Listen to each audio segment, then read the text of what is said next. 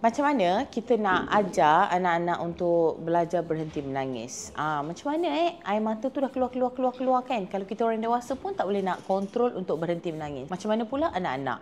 Kadang-kadang ibu ayah mungkin rasa macam, geramnya. Nak sekarang juga dia berhenti menangis. Okey, Mami pernah pergi satu course ni.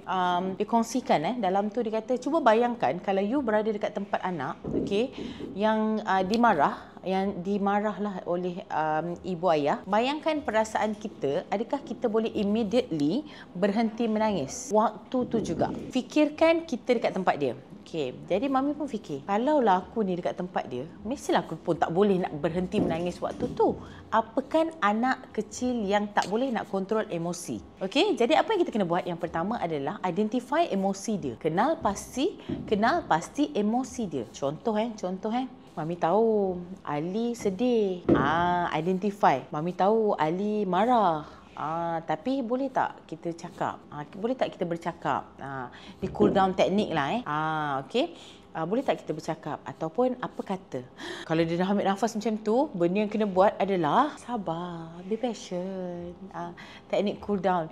Minta dia ambil nafas, tarik nafas dalam-dalam. Lepas tu bagi mereka masa untuk tenang. Okey, Fatih pernah tanya Mami, sometimes I cannot control. I'm so angry. What should I do? So I said to him, Mami cakap dengan dia, Mami kata, kalau awak marah, awak buat apa? Awak pergi duduk.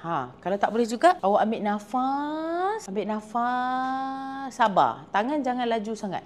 Dia biasalah kan, bila ada adik-beradik kan. Tangan lagi laju daripada mulut. Kan? Kadang anak nombor 2 pun mulut lagi laju. Dia macam tu. Daripada tangan. Tapi kalau yang ni anak nombor 1 kadang tangan lagi laju. Jadi dia kadang tak boleh nak kontrol. Jadi apa yang kena buat adalah teknik cool down. Minta dia ambil nafas dan dalam.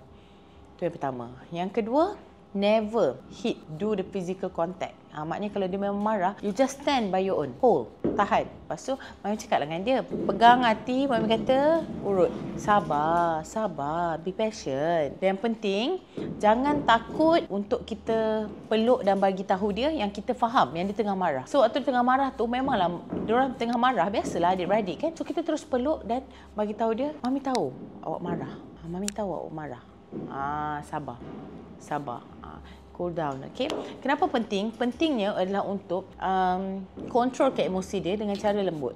Bukannya kalau dia marah, kita lagi marah ataupun kita minta dia untuk berhenti menangis. Salahnya ibu ayah ataupun salahnya kita adalah kita minta dia berhenti menangis waktu tu. Jadi di mana kita patut improve lah. Jom kita improve sama-sama. Jom tanya Mami.